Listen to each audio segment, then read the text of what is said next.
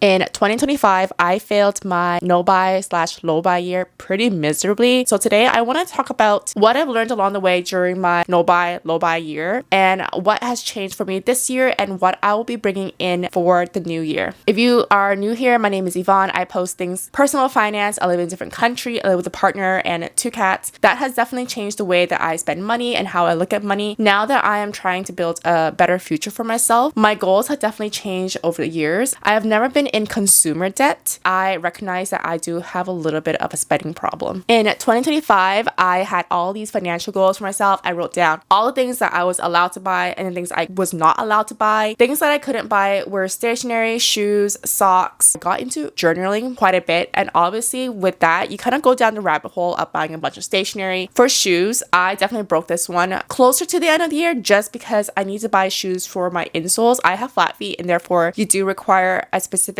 type of shoe for it. So, that rule went out the window pretty darn quickly. And then I went downhill from there because I wasn't intentional with my low buy year. I just failed pretty quickly. For 2026, what I am doing differently this year is to be a lot more intentional with the goals that I am putting out for myself. One thing that I realized is that I can't just make up rules just to follow. I need to be very intentional and understand the reason why I am putting these rules in place. If you are like me, who also attempted a no buy, low buy year but failed, I don't consider that failure. I consider that progress. I feel like we learn more about ourselves along the way through our failures, through our successes, more so about the things that we're able to handle. What wasn't working in my low buy year? The first thing was not building a tolerance, not prepping my mind up. I had a plan to follow this rule for the entire 12 months. My cat is screaming because he wants to go outside. I apologize. But anyways, I didn't mentally prepare myself enough for this low buy year, and that's where I failed. I didn't give myself like a practice period or a trial period for 2 weeks, a month before I realized what I was able to handle. And that's pretty important when you have to commit to something for an entire year. My one suggestion is if you are planning to do something for an entire year, make sure you know what you're getting yourself into, but most importantly, know if you are able to tolerate it. You can only do that with practice or with giving yourself a trial period. And that's what I did at the end of 2025. At December, this when I decided to not buy anything unnecessary.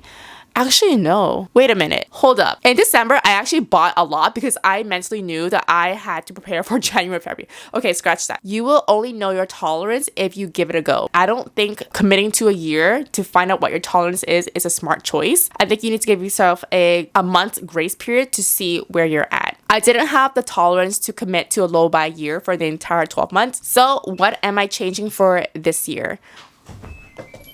My partner just came home. If you hear rustling in the background, he's just making dinner. For 2026, what I'm going to be doing differently is putting in breaks. I don't think I can handle having a 12-month low buy year. Like, I think that's just way too much for me. I think what I'm doing right now is working out pretty well, and that is giving myself a buy month or a pass to buy things once every few months. For January and February, where things are a lot more slower, I really don't have many plans, and we are just finished with the holiday rush. That's going to be my no buy month. What I mean by no buy is that I'm still gonna be buying things that I need to replenish, things like skincare, makeup that I use every single day. But this does not include anything unnecessary, like things that I find might be trivial. It could be stationery items, could be clothing, could be shoes that I don't actually need. So coming into March, which is my birthday month, that's when I do plan to have a free spend month just because it is my birthday month and I do feel like I should enjoy my money. So far it's been going okay. There has been some expenses that have come up, but that's just to be expected with life. I love having the flexibility of knowing that even though I'm not able to spend this month, I can always spend it when I do give myself a buy month. It's allowing me to really think about what I want to buy. What are you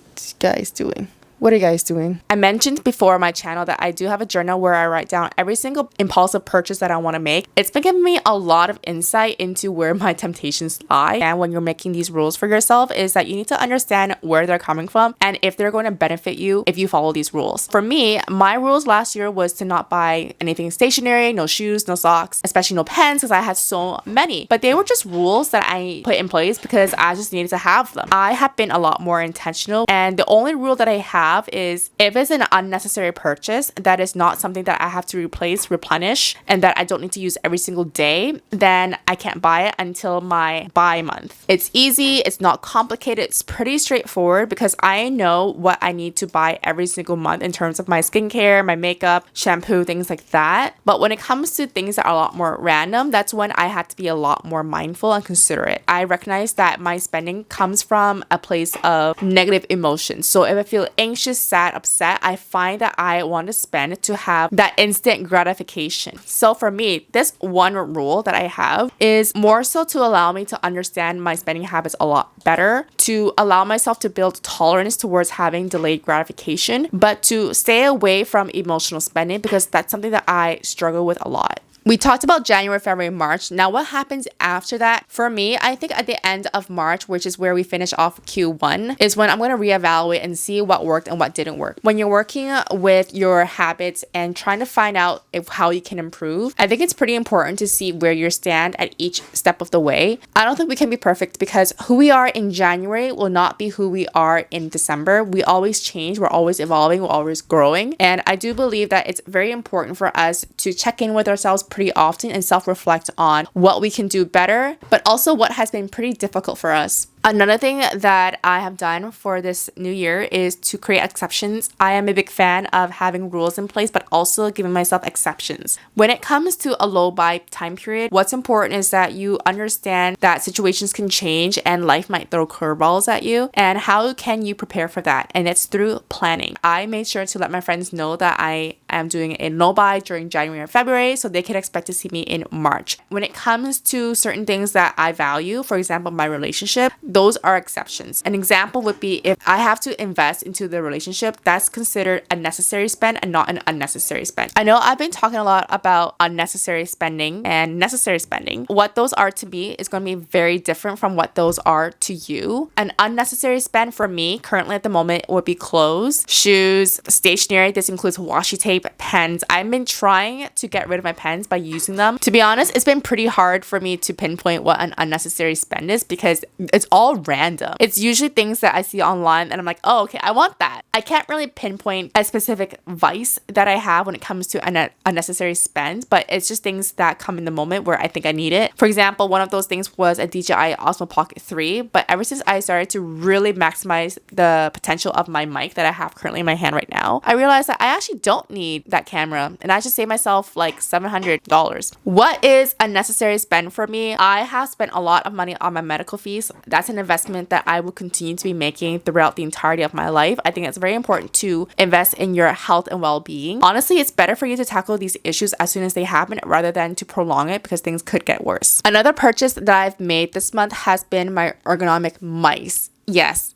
plural. And I'm not very happy about it. I went and got myself an ergonomic mouse because I started to develop golfer's elbow. Because I've been experiencing pain, I didn't want to make it worse, so I decided to go out and buy an ergonomic mouse, and I justified it by saying that it's towards my health and well-being. So went out, got a very expensive mouse, and it turns out that after a few hours of use, my hand was cramping. I was so disappointed because I couldn't return it. Went out, got a different mouse.